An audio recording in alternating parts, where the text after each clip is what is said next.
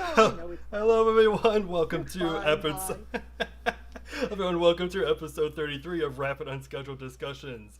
Cutting there right at the end of a conversation. My name is Seth Kurkowski. I'm your host, and with me is not Daryl. Thank God. I mean, no, I love him. He's great. We have the one, the only Matt Cutshall from Presser for Flight. How are you doing, Matt? I'm doing good. Daryl's too busy collecting hurricanes, folks. He seems to be. What he does is he gets them and he puts them in a jar, and then he puts them on his bookcase, and that's what he does. And they just go on his bookcase, and he's like, so this is all 2020. So he's gonna have to make a whole shelf just for 2020 because we got so many of them darn hurricanes out there right now. I'm doing pretty all right. Awesome. And with us today is the one, the only Miss Jami Higginbotham from Tomorrow. How are you doing, Jami? Hello. Magical. I'm on the East Coast, so it's a little bit getting a little bit later than I'm used to. But yeah, getting used to this time zone. Enjoying the humidity we. Oh wait, do we have any humidity this time of year? It's not that bad. It's actually Oh, kind of yeah. nice. Is it humid? No. I've been here for 2 years or 4 years now, and I've gotten used to it. I do not know how. I walk outside and I'm immediately like, this is terrible. That's You're a, like, I need to shower all over again. I started Yeah, college in August. It was like 90 degrees, 100 degrees, 100% humidity. Moving stuff into my apartment, it was the worst experience ever. How is 100% humidity not rain? I don't know. That's what I. I don't. Why is it not just flooded? Like you walk out and it's just head to toe water. Like I don't. If it's Well, 100%, You end up in head to toe water. that is true. Like, You just collect feels it. like that. Yeah. So, Jami, you have founded Tomorrow, which is a weekly space news live stream channel on YouTube. What got you into doing that? What kind of pushed you to start Tomorrow? So actually, it started as Space Vidcast before Tomorrow, and it's been going on for over a decade at this point. And it started with my wife, Carrie Ann, and myself back in Minnesota, of all places. Don't you know, you betcha. And we were doing an existing technology podcast, not related to space really at all. And the people that were running all of that decided they didn't want to do that anymore. Well, I'm really terrible, and to this day, this is still true, at turning in my receipts. And so technically, I owned all the gear. So I have all this gear, and I really enjoy doing this with Carrie Ann. And I'm like, well, we can't do tech because tech is saturated. Again, this is like, what is this, 13 years ago, 12, 13 years ago? So, you know, you had Leo Laporte, you had Chris Perillo, you had iJustine, you had all of these big names in tech, and we weren't going to be able to break back in again. So I'm like, we need a new topic. I want to do something that's exploration based, space or oceans. And I had learned recently that the space shuttle was getting canceled and it was going away. And I'm like, you can't, that's my childhood.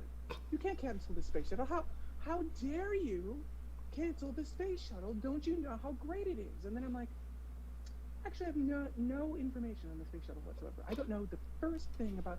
And so then I started researching it. And then I got, once that happens, you start getting like pulled into space, right? Yeah. You start researching all these things, and you start going, wow, this is really cool. Oh, that's really cool. Oh, this is STS-93. Oh my gosh, STS-93. So I got pulled in that way, and I'm like, okay, it's definitely going to be space. And Carrie Ann said, cool, that sounds terrible. I'm out. You go have fun with that, and let me know when you're done. And so I did one episode, and it was awful. It was so bad. It's still on the internet. Oh no. It's terrible. It's terrible. It's awful. And so she watched that and she said, "You need me." And so then, from episode 2 forward, she helped out. And early on, we kind of got started with. We did live coverage of the. I think it was in 2008. It was the Northrop Grumman Lunar Lander X Prize Challenge. I think that's the title now. I don't know. They keep changing the title. And so we went out and we did coverage of that. And actually, Maston Space Systems won that. Armadillo Aerospace was there. A bunch of really little small companies. And that's where I was like, ooh, these new space companies are really cool, right? So then I started researching new space companies. All the while, we're also doing space shuttle launch coverage. And so again, this is over a decade ago, space shuttle still flying, and at the time, Kennedy Space Center, they didn't have tweet ups, they didn't have any sort of NASA socials or anything. Kennedy Space Center was, this is serious business. We are launching astronauts. Stay out. We will let press in here, and if you're not certified press, get out. And so we fought and we fought and we fought. And it was actually Miles O'Brien, who now works at PBS, who at the time worked at Spaceflight Now, I think it was, helped us to get into the press site so that we could do live launch coverage from the press site. And we did that, and you can see some of my handiwork because we started doing like on-screen telemetry. We started linking into the actual clock for the T minus and L minus clocks. We actually showed you like the thrust of the space shuttle main engine in real time and the G-forces and all this really cool data on the screen while also doing it in high definition. We were one of the only online sources back in the day that did HD, and because of these things, we actually got pretty big. And at one point near the end, not the last mission, but it was like STS 132, 133, somewhere in there, we were the second largest entity at the press site. Fox News was the only entity larger than us, and they still hated us. NASA still didn't want us there. They were just forced to allow us on there. And so we got a bit of a name by doing this launch coverage. And you know, by now, like when you get to see, have you guys seen a space shuttle launch ever? Did you ever have an opportunity? I was, other than on NASA TV, that was before my time. Like really being down here, yeah. I seen them here for Orlando, like all the time. I'm They so actually jealous. go there, but you just see them like you step out and you just see they're the shuttle one. And you just see the big giant plume. I'm so Yeah, jealous. So it- jealous. Yeah, it's like nothing else. It's like no other rocket I've ever seen. Yeah. It just like or heard, more specifically heard, I would say. Like there's this crackle from the solids that's just, it doesn't sound like, it just sounds so cool. Yeah. And you know, cameras never, if you've seen any rocket launch, cameras never catch the brightness or the length of that rocket exhaust, right? It's like, it's not even close. It doesn't even remotely close to come doing it justice. And so when you're down there watching these things and experiencing them and then feeling them like at the human level, how can you not become a space geek? So that's how we became space geeks. And then I fundamentally, we just changed the name from Space Vidcast to Tomorrow, kind of as we migrated from like doing NASA stuff to new space stuff. And then we really started focusing on new space. You know, we were covering Falcon 1 flights, you know, prior to Falcon 9. We couldn't do the same cool telemetry stuff with that, but like we were covering that. And like I remember Falcon 1 Flight 3, we were on the air, and you know, they cut the webcast, and so we kept going, and like we would rewind it and like play back frame by frame to see if we could figure out what happened. You know, we're chatting with the community. It was a lot of fun. Yeah, we've just built it up over time. We haven't done a live show in a while. We've kind of only done space news for a little bit. That's fundamentally my fault. I expect live shows will return sometime in early 2021. Yeah. What are we gonna see? What are we gonna see from live shows? Kind of what we saw before, or new stuff? Yeah, a little bit. So one of the things I've always wanted the Tomorrow shows to be, and we were talking a little bit about this during your pre-show, is I want it to be a bunch of space geeks getting together and just geeking out over space, right? Maybe having a drink, you know, just having a fun time. I firmly believe that space is more about the human than the hardware.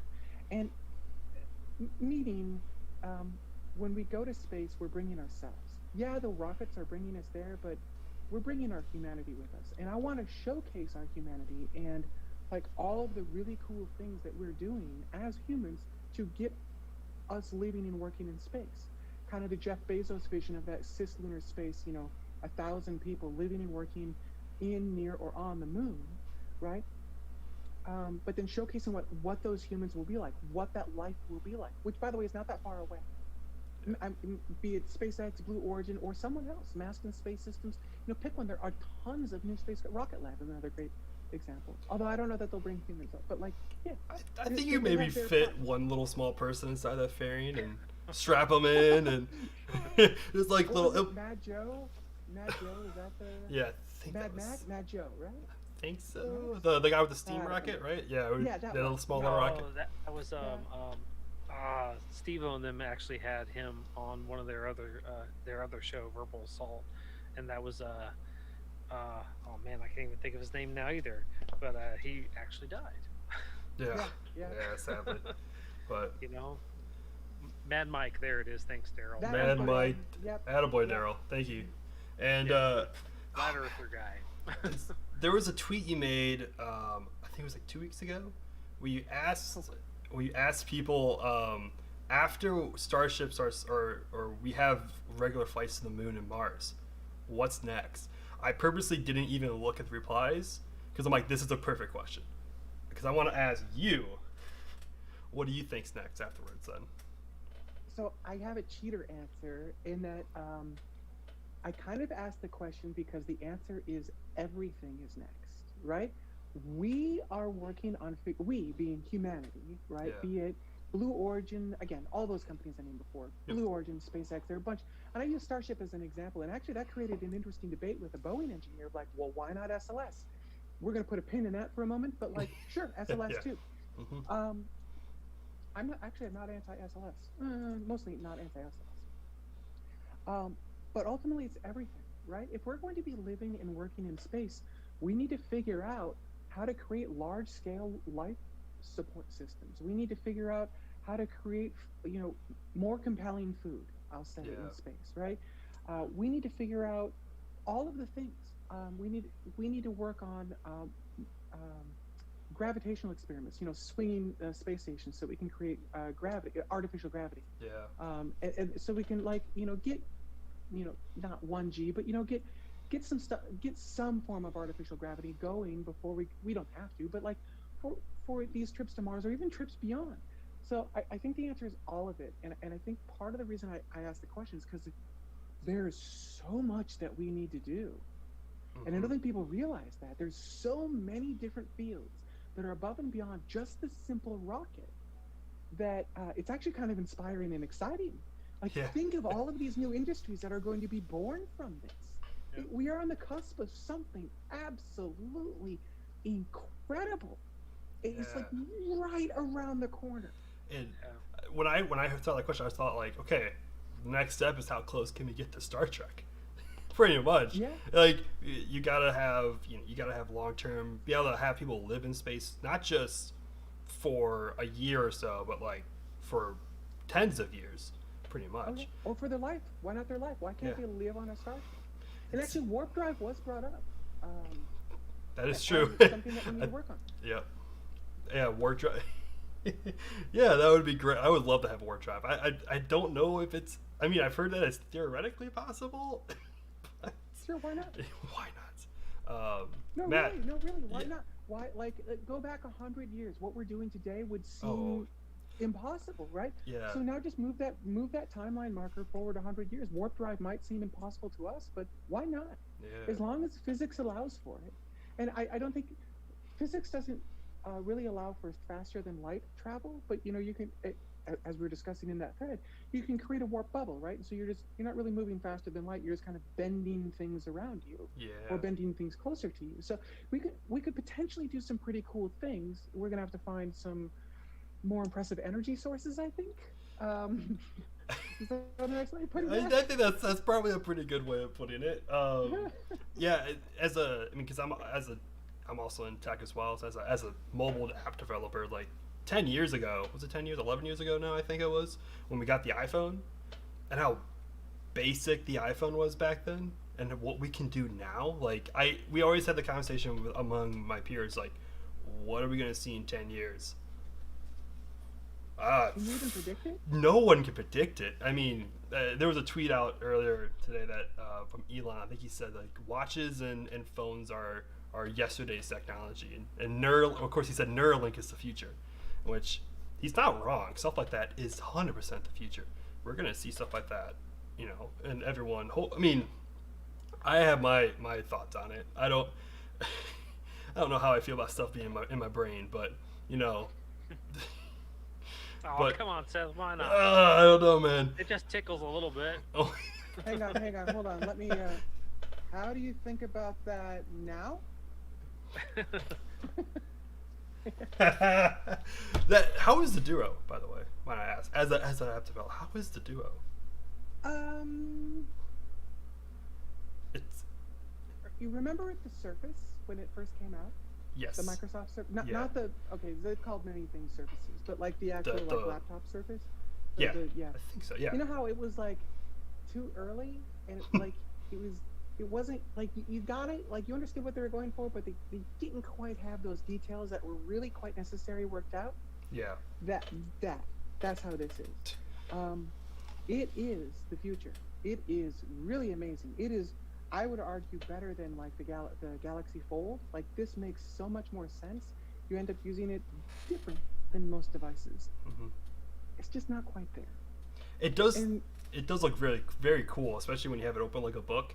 It looks a lot more like more of a natural type of and feel. I can program your implant with it, which is also very nice. So Oh. that's a feature of only on the Duo. Only on the Duo has the futuristic Neuralink API already built in. Exactly. You know the cameras. It's a good tech demo. It's a really great tech It's a, demo. it's a great tech demo. Yeah. But I'm doing this call on my iPhone. When I go to work, I use my iPhone. It's Yeah. still mostly on my iPhone. Yeah. It is definitely fun to play with, and if you're a tech nerd, I would definitely recommend getting one. We are way off topic of space.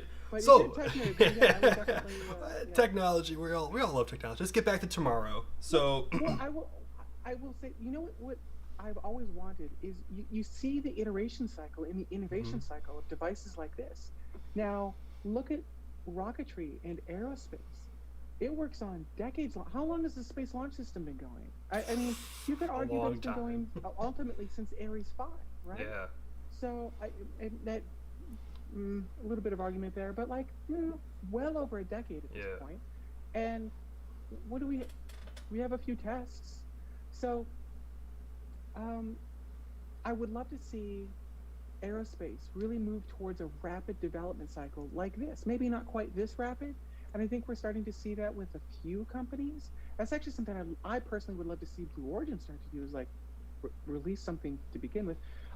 But like, yes, well, yeah, yep. I get my opinions. Anything. My own. Hey, we got a great picture for Fairing, so. Yeah. And then that was when they start doing stuff, it'll be really cool. I just want them to do stuff, right? I am legitimately excited for them. It's just like, but something, maybe just something, please. Yeah. So you now do space almost full time between tomorrow and your day job. Almost full time. Yeah. Well, yeah, almost full.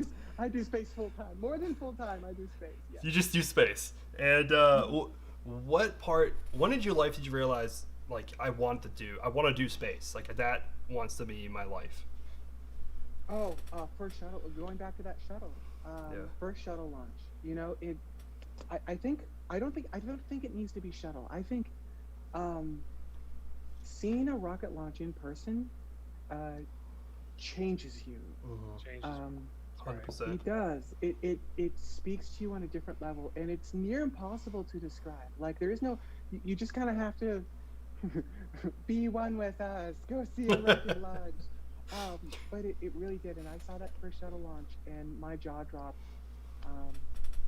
And it was just this like show of just raw human power and ingenuity, and it was so awesome. Yeah.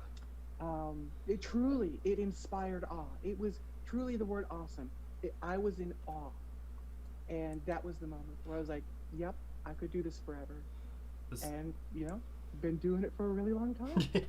There's nothing like a rocket launch.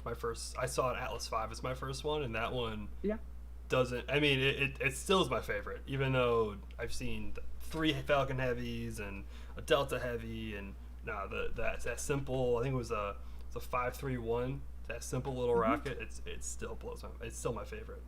Now, I've seen plenty of shuttles here, but my first in person was Delta Heavy. Ooh, Parker Solar That's Probe? going to be a really good. I actually have not seen a Delta Heavy. There's one in a hangar. Like, I think they're giving. I think it's being temperamental. Yes, it is. We've seen it firsthand. It has been very temperamental. Yeah, I've driven past it like doors open, doors closed, doors open, doors closed. I'm like, oh, maybe I'll get to see you while I'm down here. Doors Yeah. closed again today. I was like, no. It's supposed to go up on Friday. Maybe we'll see. Oh, that's Yeah. good. Tori said the 18th. So we'll see. Yeah, I've Tori been said. very heads down, so like if it goes on Friday, that'll be tricky. But like I'll find a way to make time. You always find a way to make time. You'll always find a make. There's always time to find time for a rocket launch, especially when you're up there. Oh, especially something as especially a Delta IV Heavy. Like what an impressive rocket! Like that's impressive hardware. Oh, it's so amazing. It's by far, like, even though my first rocket launch was of Atlas, I have fallen in love after Parker Solar Probe with the Delta Heavy. Like, fallen heads over heels in love with this rocket.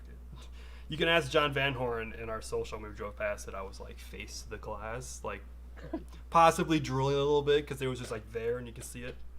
I love that rocket. It's a crazy rocket. Like, yeah, let's light ourselves on fire. Why not? Oh, we have a building around it. Let's just move the building. Whatever. It's fine. It's cool. I know. It is so cool. It is so cool.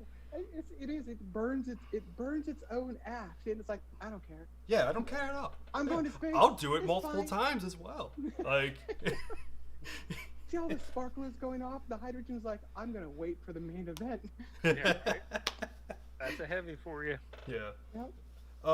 What is the because you also have experience. We talked about you have experience in live broadcasting beforehand, so you have a lot of experience with live broadcasting. What's the most challenging part of producing a live stream? I was gonna say Landy. Of producing Yeah, it should. I bet that one's just as hard as well.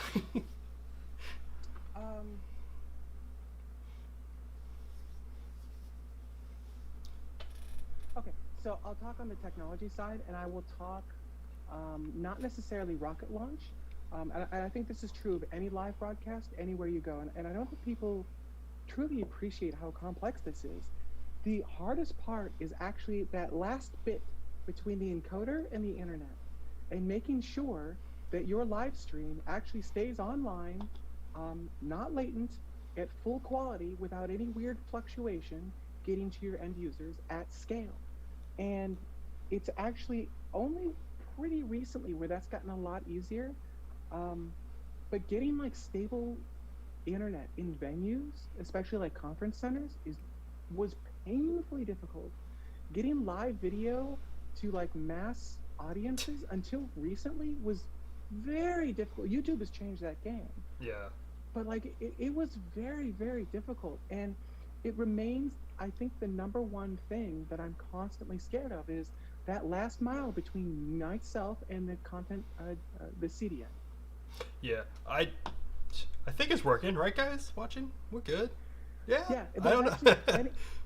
Anytime I go live at any one of my live events that I work on, I will go live. I will then reopen the public stream and see what they see, and then I will usually, if there happens to, usually these are larger events. That sounds egotistical, but they are. So usually there's like some sort of Reddit stream going on. I will then pop into that Reddit stream. I won't comment. I would just view and see, are they complaining about issues? Are they mentioning stuttering? What does the user experience look like? Yeah. And making sure that you've got a great user experience, I think, is actually still today the most complicated thing about producing from an engineering standpoint any live stream. Then there's, of course, the actual producing of it, and talking purely on the tomorrow level.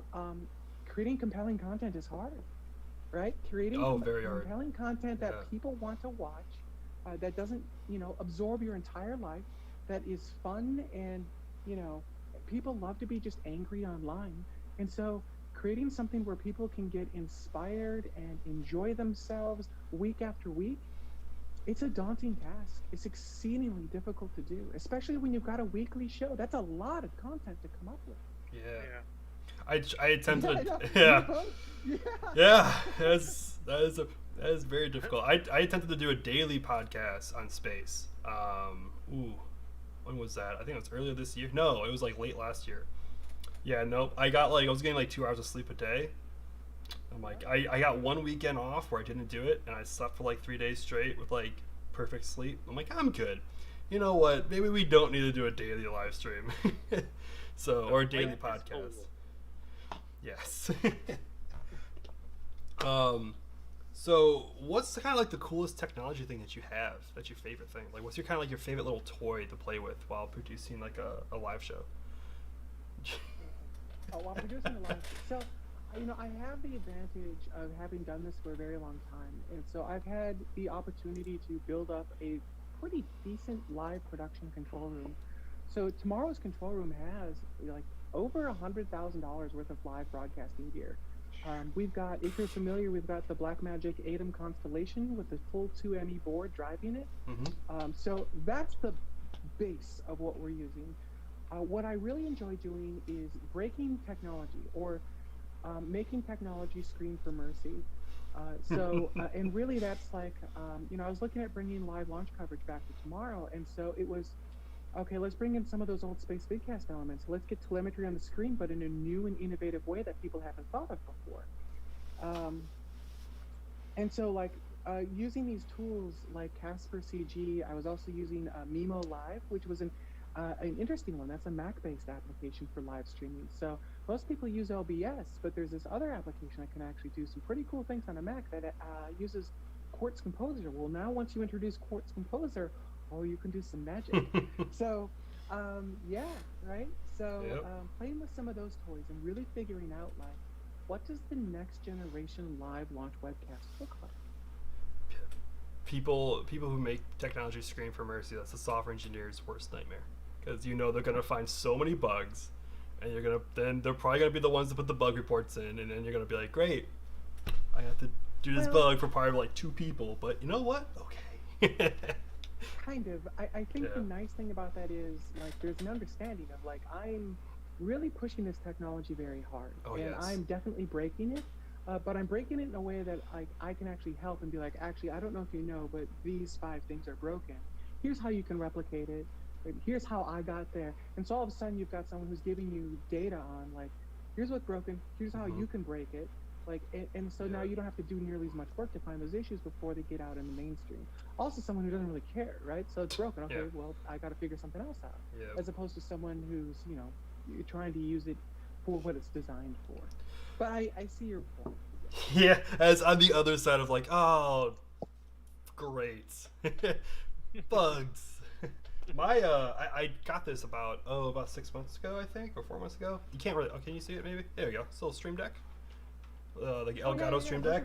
Those are so much fun. I have a little 6 one. I so want the really large one, like, so bad, so bad. Because I have just nested folders on this thing. They go down way too deep, and I have to, like, pop around all the time to get to what I want. Like, audio stuff's in one folder, cameras in another folder, intro and outro stuff's in another. I want a large one, but they're so expensive. So my small and mighty production studio is growing. So one great tool that is free is Casper CG. It doesn't work in everyone's workflow, but it's pretty. It'll work with NDI if you want to bring it in fill and key without having to deal with SDI. But you can do some pretty cool things in Casper CG, like, and it's open source, so you can just go download it for free, and then you can do character generation on the fly. And, like, if you can dream it, you can do it. It's been the secret sauce behind all my stuff since Space Vidcasting. Yeah.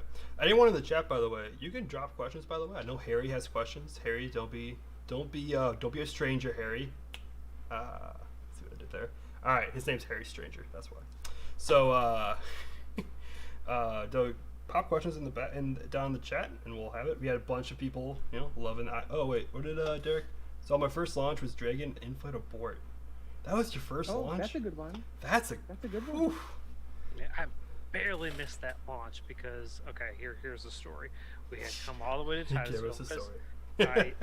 I live here in Orlando, but I drive an hour, you know what I mean, to go to Titusville a lot. I mean, I'm in Titusville all the time. So In-Flight Abort, we had driven all the way there to Titusville, but my son had Cub Scouts event that we had to go to, and it was just barely like, okay, we really need to go because it was an award ceremony for him because he's earned it, you know what I mean? He's getting all his badges and whatnot.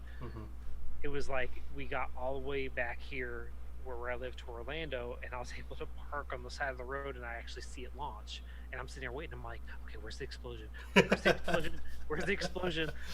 No explosion. But I was watching the live stream on my phone too, so I was able to see it on there. I was like, oh man! And as soon as it exploded, all I was thought it was all the photographers. I was like, man, I hope somebody got something cool. I hope somebody got something cool. The boat where we were at was phenomenal.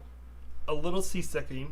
No, it was a little rough seas that day, but I totally wasn't cuddling my camera in the front as it boat swayed, and I'm just like, just don't throw up over. Just don't throw up. Just be a, come on, you can do it. You grew up on Coast Guard boats. Come on, you can do it. Yeah. Very close. Luckily, Julia Bergeron with the clutch Dramamine right at the end. Right beforehand. But, yeah. When stage one separated, I actually thought stage one might make it. Now, I mean, it was never going to make it, but No. like, no, I mean, like, even if it survived, it was still dumping in the ocean, right? Oh, yeah. But like, I was like, oh wow, like it's not going to, and then right as I was thinking it's not going to blow, it blew up. I was like, oh, 'cause I was on Team Booster. I wanted to see it survive. Yeah. There was a small part of me that was thinking like, okay, what if the booster does survive and it has become self-aware and it actually attempts to land itself. It flips over, it fires up the rockets to try to land itself. That didn't happen. It didn't have legs. Oh wait, it didn't have legs, that's right. Well, it would have tried. It would have grown legs. It would have grown legs out. It didn't have legs or grid fins, so... So it became self-aware, grew its own hardware. Yeah. It was like Infinity War Iron Man with the nanotech. You know, it just grows. It just like whatever he needs, it just grows. Okay, since we brought up Marvel, we had a great conversation before the show, which I was not expecting to have, about Disney. Oh, Seth was cringing. I was sitting there just. Oh yeah, wait. I should look at questions. But anyone who knows me is not surprised at all, and they're rolling their eyes hard right now. Okay? How did you get so into Disney? Like what? Both of you guys. What got you guys both so into Disney? Since you guys are both guests on the show. I was married at Walt Disney World. That is very true. Yes. Yeah. It's Disney, bro. I mean, there's no explanation. It's Disney, man. Like, it's Disney. It's kind of like the rocket, right? You just have to experience it. There's Exactly. no like. Yes. Yeah, exactly. Once you experience it, you'll go, "Oh, I get it." And until then, you're like, it was just like, "What are rocket people talking about?" Same thing with Disney. Yeah, I've been going to Disney for a long time, like long time. Going to Disney World.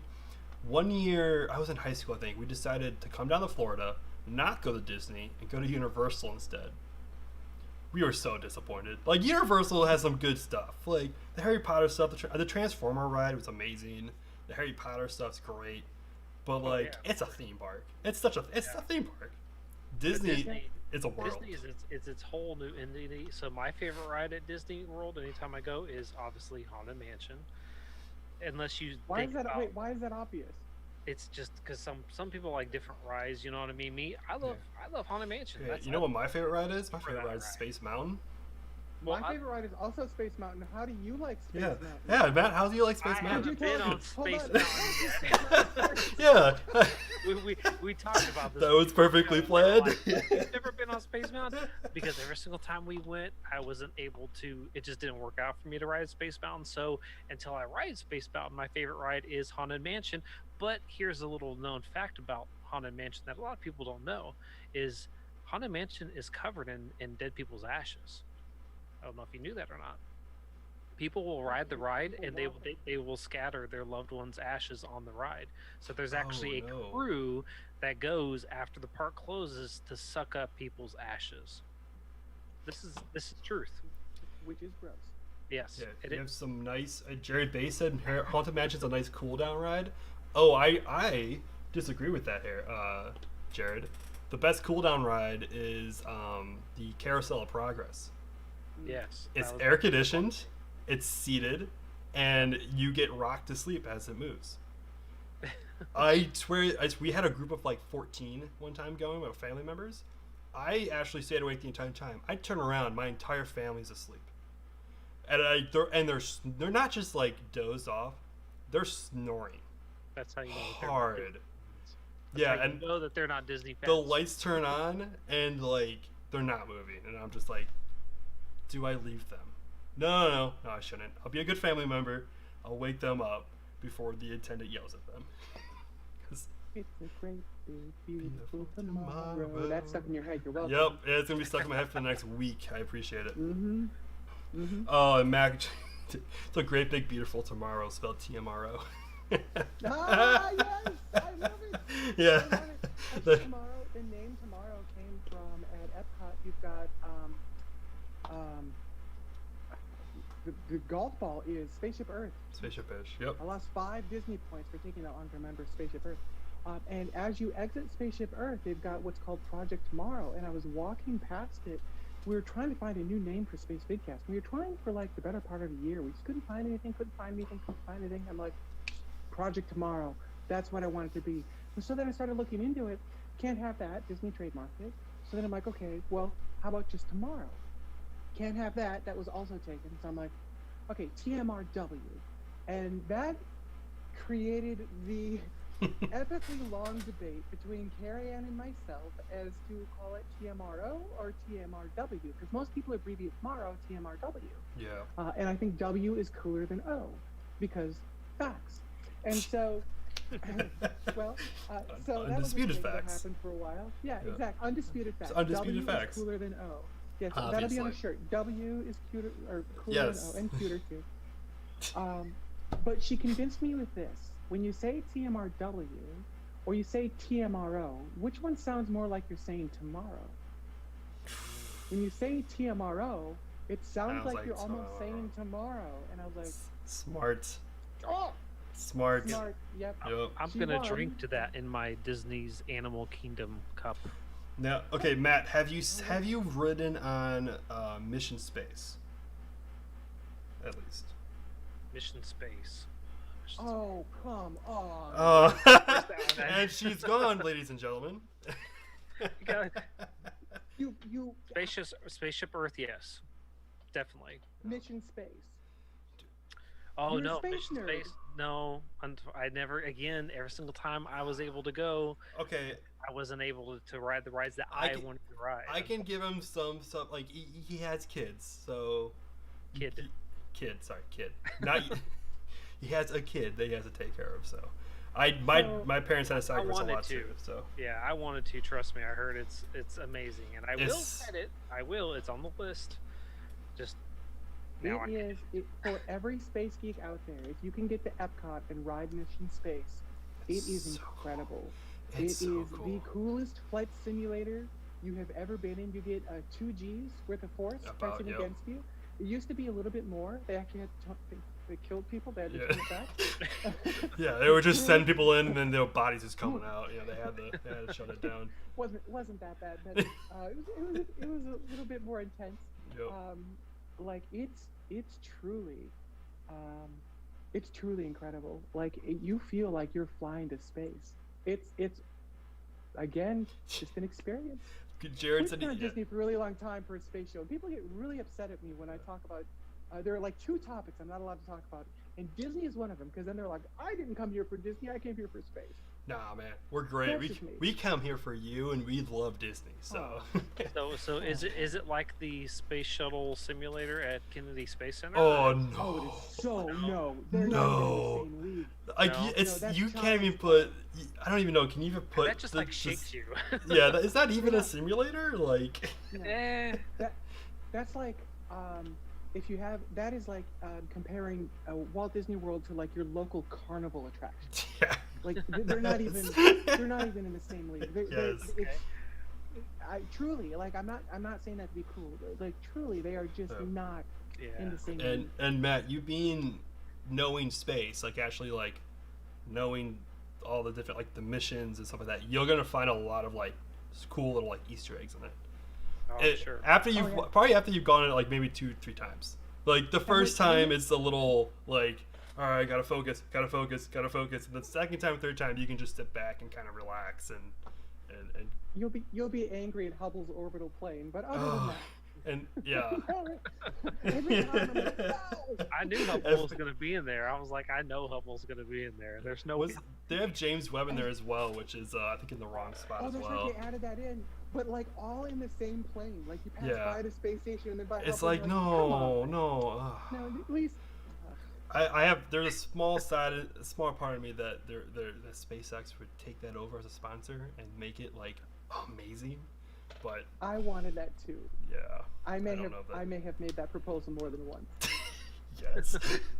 That's keep fighting the good fight for us, Jami. We're gonna tweet Elon. That's it. Elon, you're getting tweeted. This is your new idea. Do it. Yeah. The people have spoken. This is how I think the easier one is so that one would be fun if you're like simulating like a I almost said BFR, simulating like a starship trip to the moon. That'd be a pretty cool update to mission space. But I feel like the easy branding one is SpaceX Mountain. Right? Yeah. Right? You get it little tiny dragons, like each little car's a little dragon. Great. Yes. That would be great. That'd be so awesome. Yeah. I think it was Jared. Yeah, Jared brought up. You also get way too close to the space station in mission space. Oh yeah. It's like, we're totally in the no-fly area. We're totally in the no-fly. We're not supposed to be here. Yeah, and the keep-out sphere, I think, is what you're looking for. The keep-out sphere, not no-fly. Yeah. Sorry, nerd. Ha, nerd. There was another one. Oh yeah, the asteroids near Mars. That was a weird one. There's a lot of little okay, like for us non-space that's not how these things nerds. work. Yeah, for us non-space nerds, it works fine.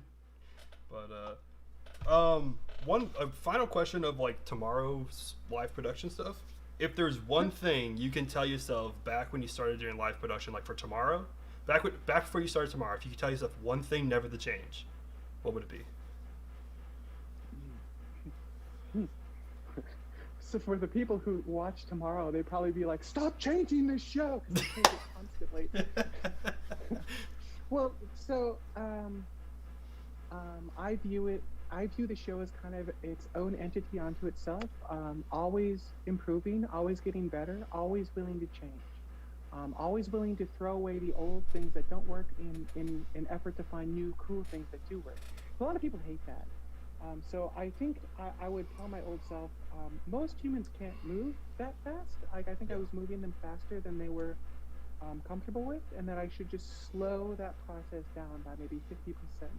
Still introduce changes, but a little bit more gradually. Because I would just be like, that's gone now. Now this is in its place, and people would be like, but I like that. But you're gonna like this better. Like it. And then they get, and it's hilarious because we started doing something called Launch Minute.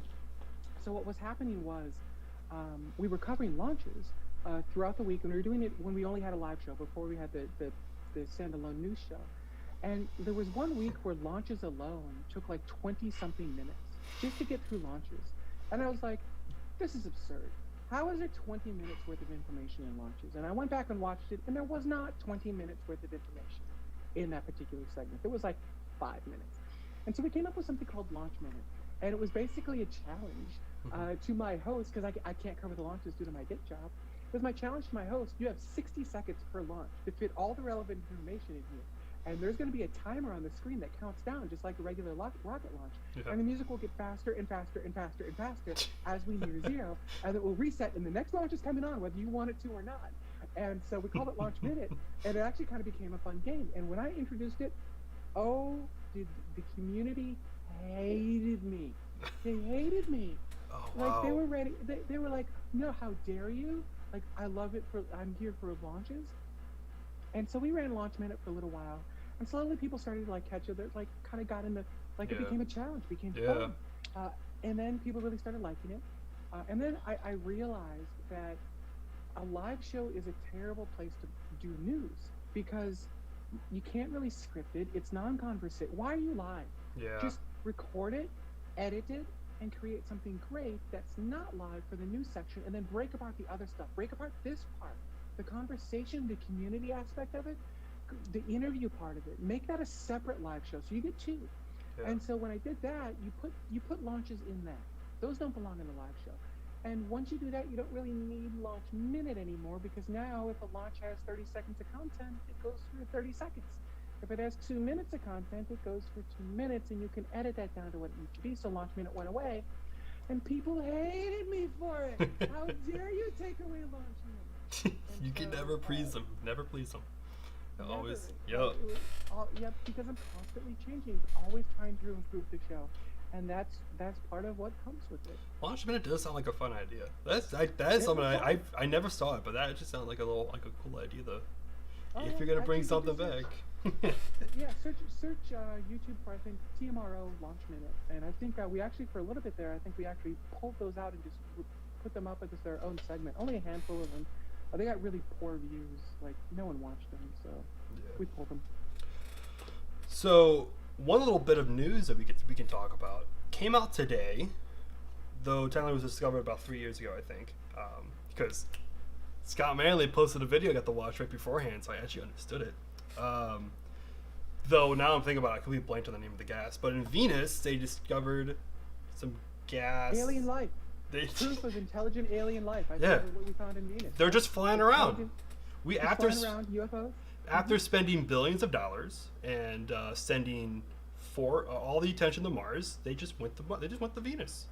They all got up from Mars, skipped over Earth because that we don't want to use place. Go to Venus, and that's where they've been living. No, they skipped over Earth because they saw we were in year 2020. So. Oh yeah, that's true. So they're like, we're gonna come back in a few years. Yeah, we'll come back there. We'll let you guys know we exist in a few years. Hey, year's not over yet. We still have super volcanoes possibilities, Oh, right? my I mean, we got. gosh. Don't Yeah. you worry. You can still throw stuff at us. Yeah, was it Yellowstone or just Yep. sitting there, just waiting for December 31st, just sitting there. Right? It's just waiting. December 31st, it just comes with just gone. Everything's just gone. Just Like you that's thought it, you were ready for New Year near me. No, New Year, new planet. Like gone. That's the shirt of the show. New year, new planet. New Year, new planet. Yeah, I love some of the like the thoughts of how I got there. Like it came on Venera, and now it's gonna like serve the Soviets. It's the rise of the new Soviet Union. Like, yeah. So. Yeah, it's the news. Yeah, new Soviet Union's coming up, but we have Photon, Electron. I bet Peter Beck was just sitting there, like he wasn't cheering. He was just sitting there, like I told you this was gonna be a thing. I told y'all about the million. I told you about Venus, y'all. Like, come on now. Like, he would be doing his New Zealand accent, which I do a terrible New Zealand accent, but just sitting there, just stroking a cat, maybe.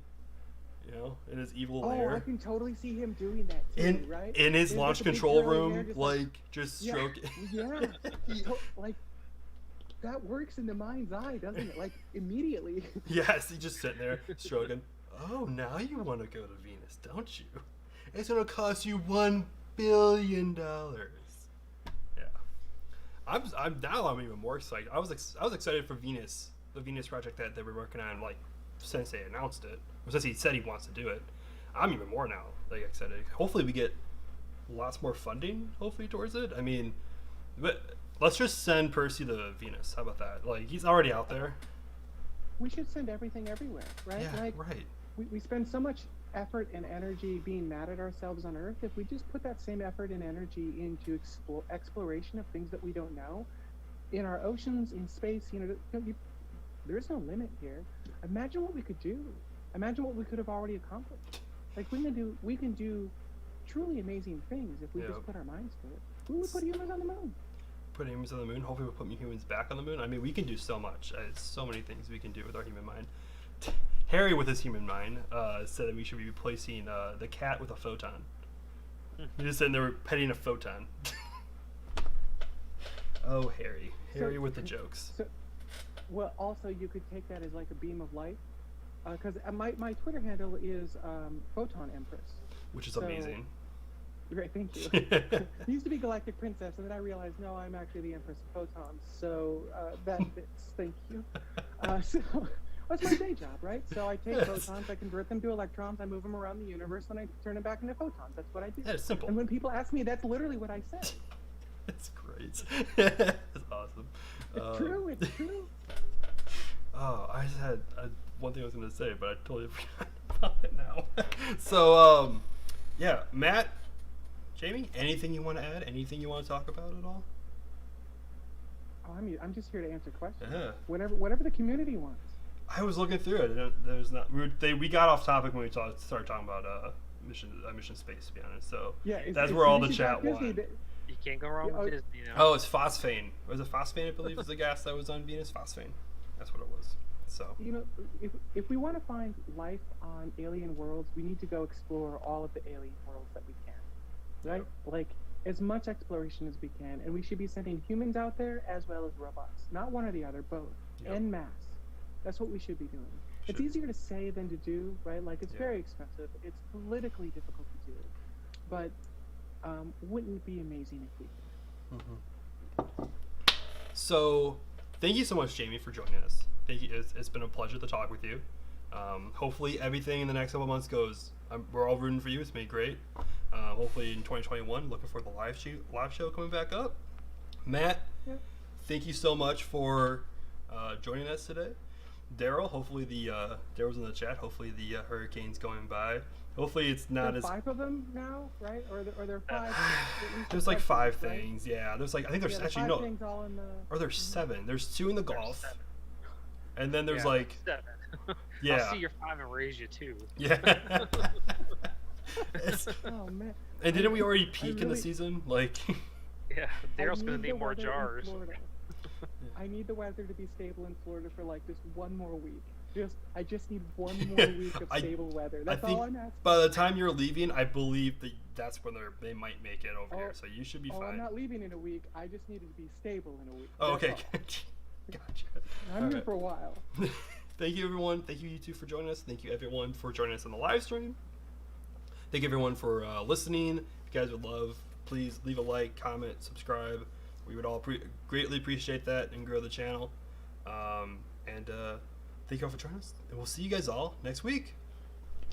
Oh, I moved everything around. I didn't get the intro. I didn't get the outro. Oh, no. There we go. All right. Oh. Wait, say it. No, go ahead. We're still here. Oh, I was going to say we could sing it. We'd sing an outro. Oh, no, please. I already sing it in my head every time. All right. Everyone. I can't hear it. So I have no idea what's playing. Everyone, have a good one. See ya.